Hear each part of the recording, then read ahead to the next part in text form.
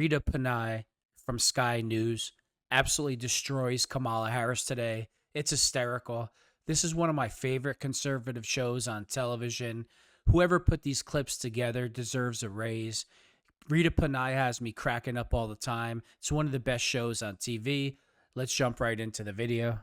He's losing it, and let's start with the many accents of Chameleon Kamala. She can go from Ivy League to the ghetto. So, friends, 64 days. Let's just get through the next 64 days. God. She's even pulled out a little Latino heat in recent weeks, Latino but I heat. believe this may be the first time she's tried a Jamaican accent. Have you no empathy, man? Yes. You know, for the suffering of other people. Have you? No, have you no shame, Kamala? I love how she's with empathy and she's so caring about everybody and bringing everybody together. Hey, Kamala, it's a known fact that you come from a rich family that owned and traded slaves. It's proven. Miss Empathy over here, who always claims that she wants to have an honest conversation about racism. Well, let's talk about your family, Kamala. No sense of purpose.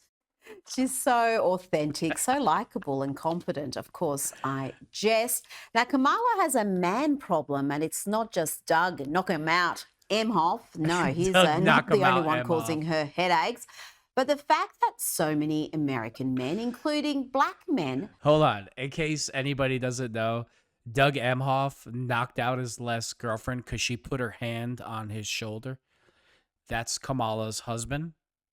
I mean, quick, that click. So that's what that was about. do not want to vote for her. Now, the reasons are numerous. They're real and valid reasons. But of course, the simplistic take is that these men must be sexist. Here is Barack Obama lecturing the brothers, as he calls them, on why they must back Kamala. We have not yet seen the same kinds of energy and turnout in all quarters of our neighborhoods and communities as we saw when I was running. Hold on. The same turnout from our neighborhoods and communities. Barack Obama, you live in Martha's Vineyard.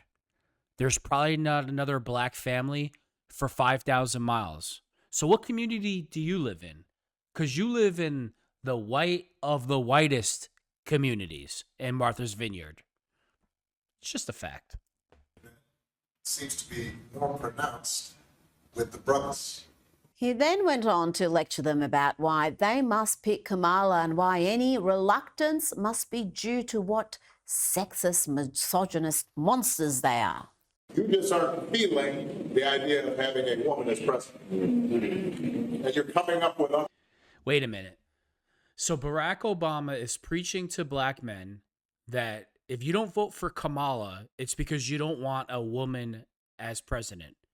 Has nothing to do with inflation, has nothing to do with taxes, has nothing to do with the resources that are for the black neighborhood going to illegals. It has nothing to do with black men are now paying $50 for a steak like every other race of man on the planet. But it's because you're a sexist if you don't like Kamala. This is like beyond garbage from Barack Hussein Obama. Other alternatives and other reasons for them. And so now you're thinking about sitting out or even supporting somebody who has a history of denigrating you because you think. So according to Barack, Trump has a history of degrading black men. Really? Do you have him confused with Joe Biden? You know, the guy that wrote certain drug laws that destroyed the black community. For instance, you have cocaine, mostly used by Caucasianoids. You have crack, which is mostly in the inner city. It's the same drug.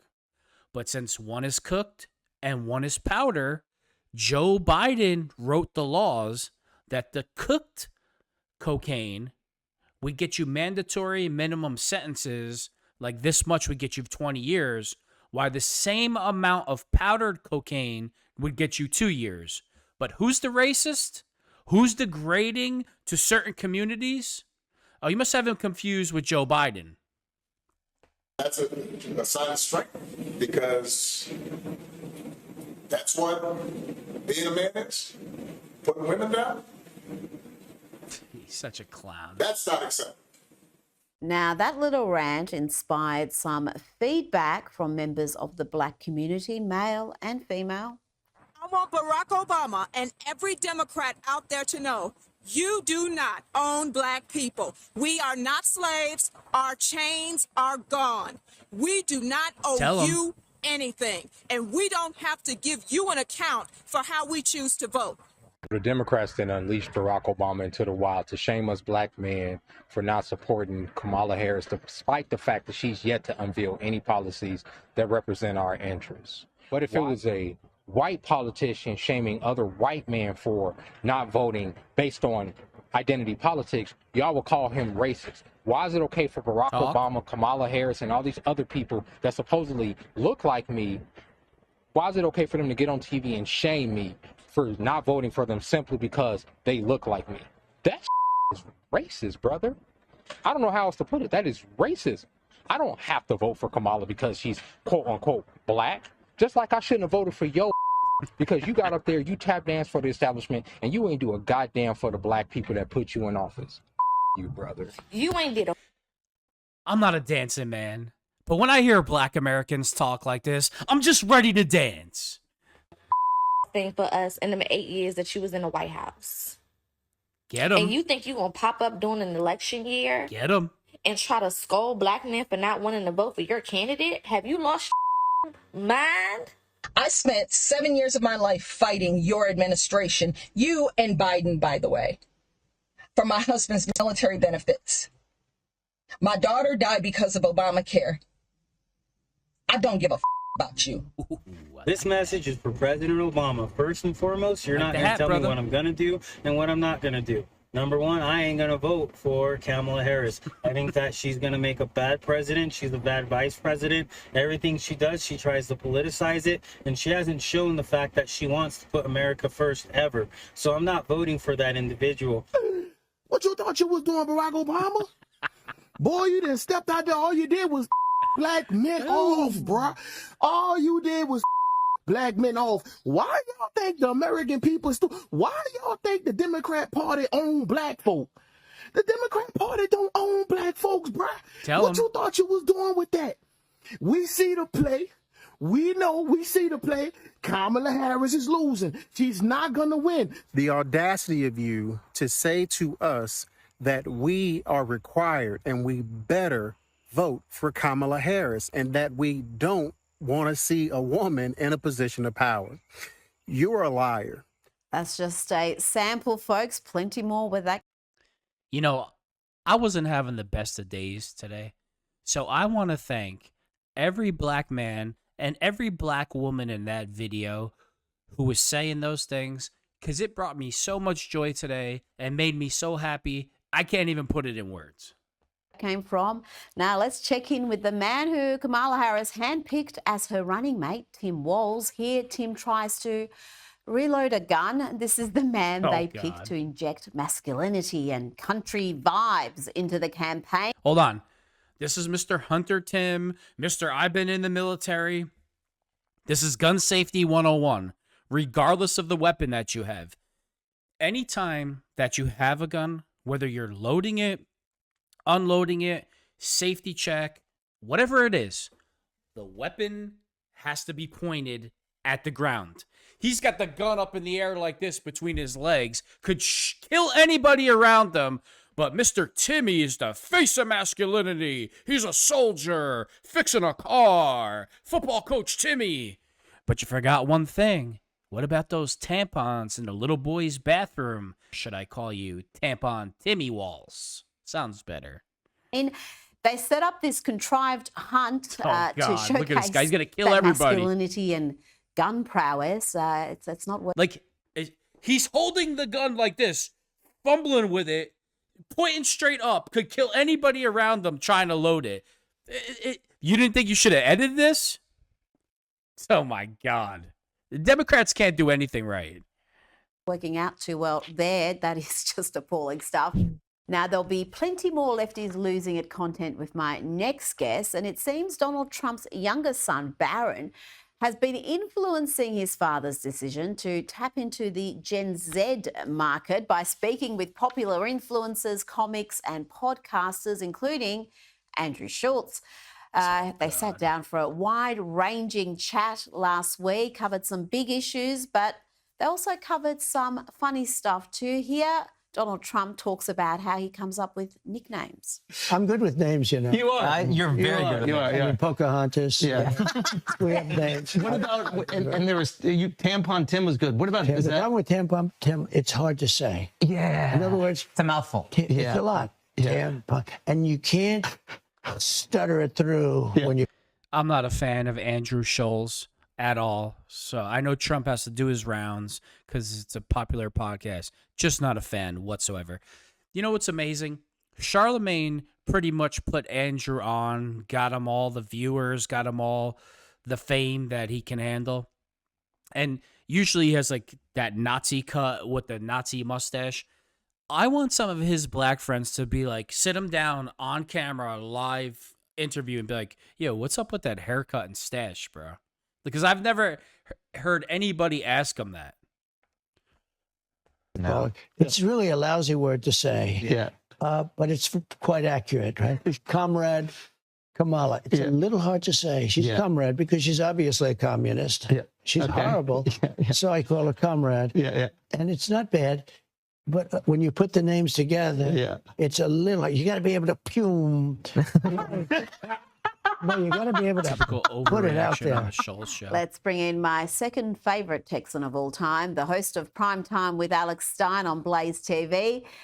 Alex Stein, Trump is made for these chats. He's genuinely funny, something he's really not given a great deal of credit for. And he seems authentic, very different to what we saw from Kamala on the Call Her Daddy podcast she did last week, or even when she appears with Stephen Colbert or Howard Stern. Big difference between the two.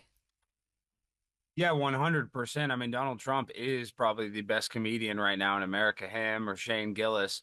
And he has the delivery of, I mean, literally of any top comedian. I don't think anybody can compete with Donald Trump. And he speaks at those rallies in front of hundreds of thousands of people. So, I mean, he's literally our best orator of my generation, which is kind of crazy to think that Donald Trump became the best public speaker in the world. But I firmly believe that. And then on top of it all, he's going to go on Joe Rogan's podcast. So we're really going to get to see his laid back kind of, off the cuff personality. Well, this is huge. And for people who don't understand the Joe Rogan phenomenon and the massive, massive reach he has and the type of audience he has, Alex, because it's not just conservatives or right-leaning people. Joe Rogan was a big Bernie Sanders fan for the longest time. The whole COVID craziness seemed to red pill him a little bit, but he's got a very diverse audience, a massive audience, and Trump appearing on that program, I think, is going to be significant. Yeah, 100%. I think that could be a huge difference in this election if he can actually sway some voters, because Joe Rogan has a libertarian type audience. So it's really going to be able to be a huge, I mean, this could be the momentum that Trump needs. And really, we're in the ninth inning. I mean, we're in the fourth quarter, whatever metaphor you want to say or analogy. I mean, it's the end of the game. So they need to, throw everything at the wall and see what sticks. And I think this could be big. So I'm excited for Donald Trump, considering the election's basically a month away. Oh, absolutely. It's bigger than any interview on MSNBC or CNN or CBS, ABC. The reach that Rogan has is incredible. Now, things aren't going particularly well for Kamala Harris. Not only is Saturday Night Live finally mocking her, and some of their skits, I've got to say, have been pretty good, but even the young kids are having a go. Hey, Jenny, did you do your chores today? Well, I grew up in a middle-class family. My mom, she was Indian, and I grew up in a middle-class family, and we are proud of our generation, and we all had small little towns, and we all grew up having small shops. Jenny, did you finish your schoolwork yet? Well, I grew up in a middle-class family, and we have small businesses. We have small businesses. It was great. Jenny, I thought I told you to take out the dog. Well, I grew up in the middle-class family, and we made collard greens, but they were so popular that we made them in the bathtub. Don't you just love fried chicken? Adorable, but also pretty accurate. We've seen that from Harris just repeatedly. Her absolute failure to answer the most straightforward questions and just going into these meandering stories about her childhood and her experiences and explaining what inflation is to us instead of telling us how she's actually going to address the issue.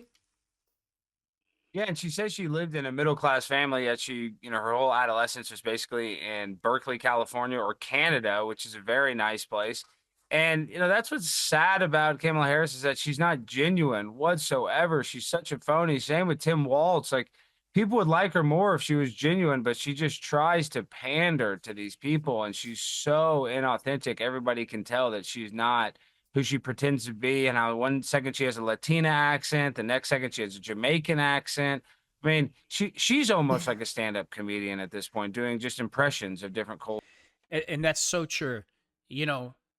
The way the election is even so close after Joe Biden and her have destroyed this whole country, it's crazy. So could you imagine if she just took her foot off the pedal, acted more like herself? She would probably have a chance to beat Trump because we have so many deranged people in America. So Barack Obama goes around scolding everybody. Oh, you don't vote for her because of this and this and that. No, they're not voting for her because of her.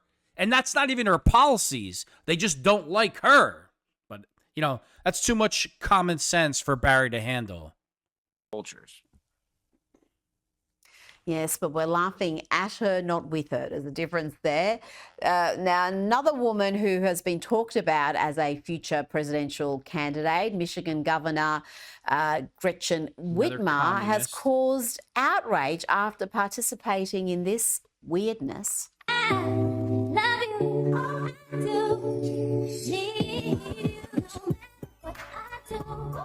What is that, Alex? Explain it to me. You're in that generation that I don't know what that is. Is that some Gen Z craziness? What is it? Well, really what it is an attempt at just trying to be shocking and bizarre. And that's why that Gen Z person, I'm not trying to defend Whitmer, but she probably didn't realize how all the communists are such proud little pedos. They can't even define where the man and a woman is. So Joe Biden's been alive 84 years, and he can't figure out that his mom is a woman, that his sister is a woman, that his aunt is a woman. And hold on a minute. They say calling somebody a woman is offensive. But now every Democrat on the planet, including Kamala Harris, says Kamala will be the first woman president ever. I thought you weren't allowed to call a woman a woman. Liberal lunacy, liberal logic 101. Weird this video was, and that's what this podcast was trying to do. They want it to be almost like pseudo-sexual, and it's has all these kind of weird undertones, and it's supposed to be ambiguous. It's just supposed to be bizarre and weird and quick, and that's what it did, and that's why the Catholic. Another perverted, demented liberal. Come on, who would have thought? The Catholics are upset because they think it's mocking communion, their religion, and mocking. Yeah, so of course they are. I don't know if that's the intention, but the whole thing. I hope they all keep mocking God. You know why? Because they'll be in hell where they belong. So keep up the good work, Gretchen. I mean, why participate? I don't know. Don't know why you're giving her a pass, because she just looks like a fool. I mean, this doesn't elevate her standing in any way. She's the governor of. Rita, these people are godless. They don't care. They're narcissists to their core. She thinks she's God. That's why she mocks God. State, for the love of God. Now, the Trump rallies are continuing across the country. The assassination attempts have not slowed him down. This little interaction caught my eye, Alex. Have a look at the way Donald Trump reacts when a baby starts crying during a rally in Nevada. And don't let that baby bother you because it doesn't bother me. To me, it's that beautiful. Where is that baby? Give me that baby.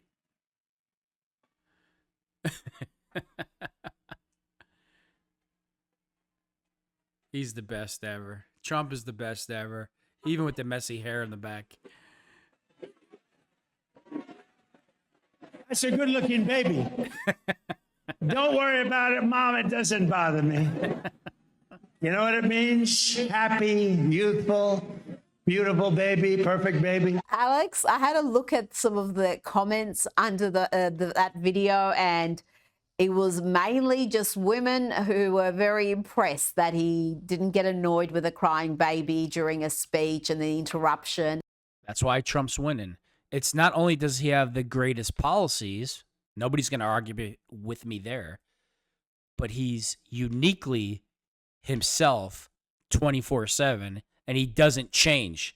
And regardless of what race you are, religion, you can relate to that if you're a real human being.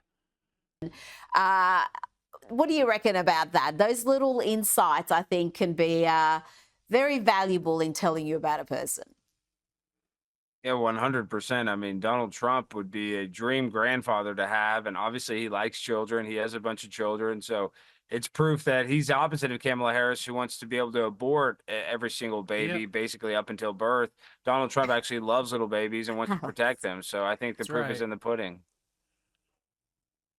Now, the pro-biological reality sportswear brand XXXY Athletics has released an ad absolutely blasting Nike over its refusal to stand by women and women's sport, to protect it from the radical gender ideology that only liberals can't figure out that men should not be playing women's sports. It's just so difficult, right? You're a biological man. You could put high heels on. You could put a wig on. You're still a man. You shouldn't be in playing female sports, taking opportunities away from them, and abusing those women in the process and hurting them. And then you get a first place prize, and all Democrats do is cheer from you, for you. You're lucky that's not my daughter. I'll tell you that right now. That sees males identifying as women competing against women. Have a look. Dear Nike. Dear Nike, why won't you stand up for me? Why won't you stand up for me? Yeah. Why won't you? Why do you claim to support women and girls? Yet when we need you most, you remain silent. Today, males are claiming our identity. Our sports. Our spaces. Men and boys are stealing opportunities. That's right. Medals, trophies, and our future. And it's not fair or just. In fact, it's often dangerous. Yet you refuse to use your platform to stand up. You say you're for social justice and progress. So why do you allow men's rights to come before ours? See, with a big platform comes an even bigger responsibility. You have a chance to do the right thing, not just do the easy thing. Alex, they're absolutely right. It's one of the greatest commercials I've ever seen. And those young ladies, young girls, are absolutely right. It's ridiculous. Only Democrats can't figure it out. Only Democrats would have a guy running for vice president right now that put tampons in a little boy's bathroom. Timmy Tampon Walls. Tampon Timmy Walls. You know who does things like that? Pedophiles. Grown men that try to confuse children about their gender or sexual preference are pedophiles. Right. Nike has been very active politically. It's taken a stand on a bunch of political issues, from BLM to burqas. It has used Dylan Mulvaney to advertise its female clothing range. So it's definitely taken a position on this issue. It just hasn't taken a position that supports biological girls and women. Well, I hate to say it, Rita, but I actually side with Nike on this here in America because I like transgenders in women's sports because I can gamble on them and I can win money like Leah Thomas. I mean, I'm basically very Alex. wealthy now. We can. They give us odds here in Las Vegas. I've won more money on these transgenders in women's sports than any of the women that could ever do. So I don't want to outlaw it personally, but I can understand why those women are affected, and I'm very empathetic to them. You are thinking of only yourself, but you're right. There won't be too many women in women's sport if we let the men participate, because there's a reason why we've got the different categories. How Democrats between putting men in women's sports, telling young boys they can menstruate, it's just, I had enough. Democrats could hand out $200,000 a year to me every election cycle to vote for them, pay my rent, give me a new car. I still wouldn't vote for them based on their ideologies. They give me all the money in the world. I still wouldn't vote for them.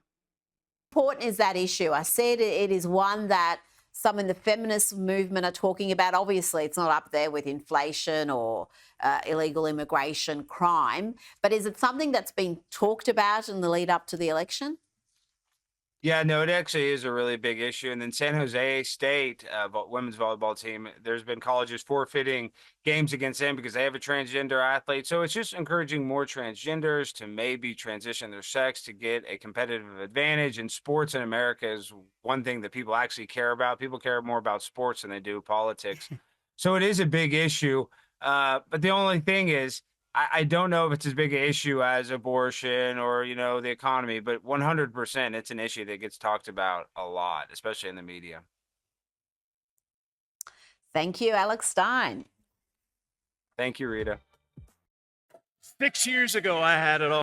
It's one of the greatest Rita Panani shows that I've ever seen. Just dropped in there, destroying Kamala Harris, Democrats, and the Democratic crime machine.